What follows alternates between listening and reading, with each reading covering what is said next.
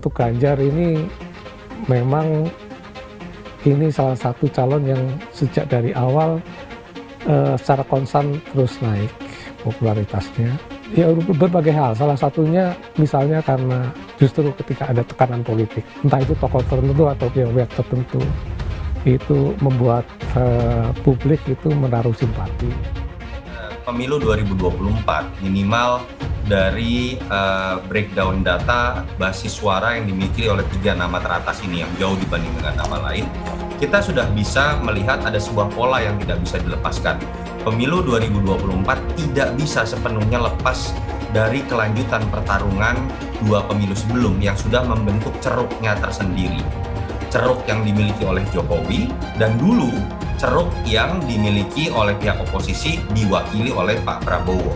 Situasi menjadi berubah ketika Pak Prabowo masuk ke dalam barisan pemerintahan Jokowi, ceruk yang tanda kutip ya menginginkan Indonesia yang berbeda dibanding dengan Jokowi ini kan tetap ada. Nah, disitulah kemudian Anies mendapatkan limpahan suara. Itu yang menyebabkan kalau tadi saya sebutkan breakdown data basis pemilih Anies itu hampir mirip dengan data Pak Prabowo kemarin. Tetapi masih ada yang sebagian bisa dipertahankan oleh Pak Prabowo. Jadi itu juga betul seperti kata Christian yang menyebabkan Mas Ganjar ini lebih seperti berdiri sendiri dalam pertarungan di antara ketiga orang ini tidak terlalu terganggu. Sementara pergerakan kencang dari Anies atau Prabowo ini akan menjadi sebuah kanibalisme. Walaupun ada keuntungan lain yang bisa didapatkan oleh Anies dan Prabowo dibandingkan oleh Ganjar. Kalau terjadi putaran kedua, karena persinggungan market di antara Prabowo dengan Anies ini lebih bersinggungan, suara di antara keduanya itu lebih mungkin untuk lari ke salah satu di antara mereka. Ganjar akan lebih mendapatkan limpahan lebih kecil. Itu yang menarik dari konstelasi pemilu 2024 dilihat dari 3 nama ini. Dan memang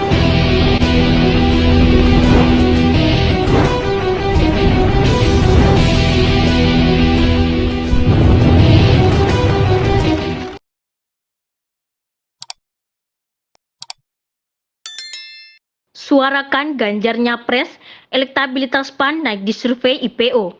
Dikutip dari Jakarta, elektabilitas Partai Amanat Nasional terus naik berdasarkan hasil survei Indonesia Political Opinion. Pujian Jokowi karena PAN mewacanakan mengusung Ganjar Pranowo disebut sebagai salah satu faktor pendongkrak.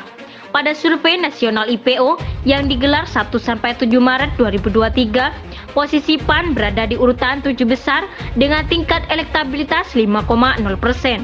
Kondisi ini meningkat dibandingkan hasil survei IPO pada Oktober 2022, di mana partai yang dinahkodai Zulkifli Hasan itu berada di urutan 9 dengan elektabilitas 2,1%.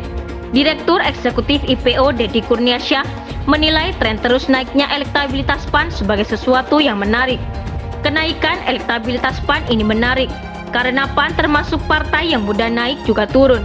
Kenaikan kali ini berdekatan dengan momentum di mana PAN menyuarakan Ganjar Pranowo sebagai capres. Bukan tidak mungkin situasi ini berdampak pada PAN, ujarnya dikutip Sabtu 11 Maret 2023.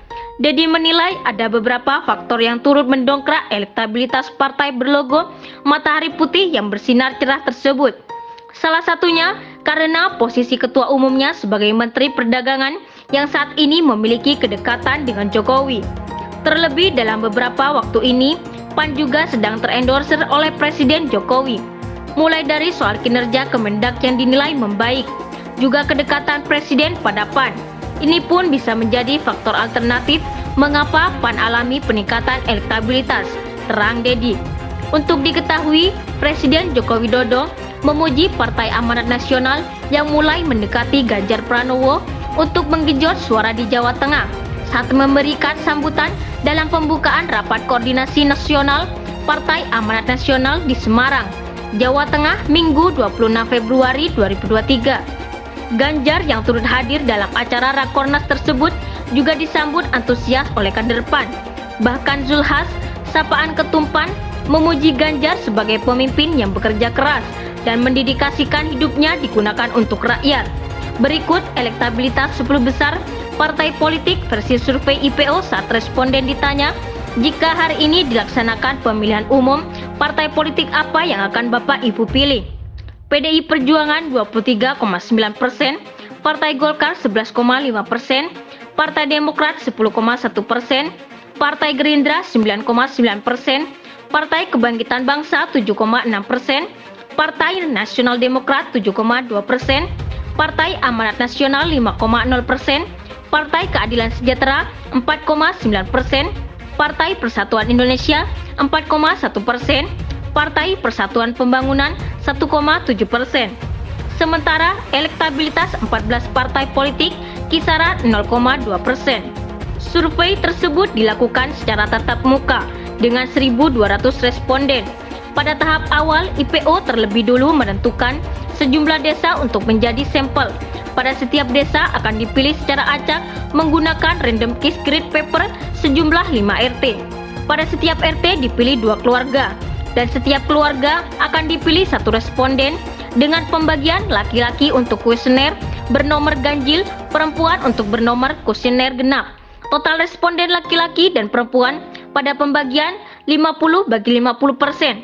Selanjutnya, pada tiap-tiap proses, pemilihan selalu menggunakan alat bantu berupa lembar acak. Survei ini memiliki margin of error 2,5% dengan tingkat akurasi data 95%.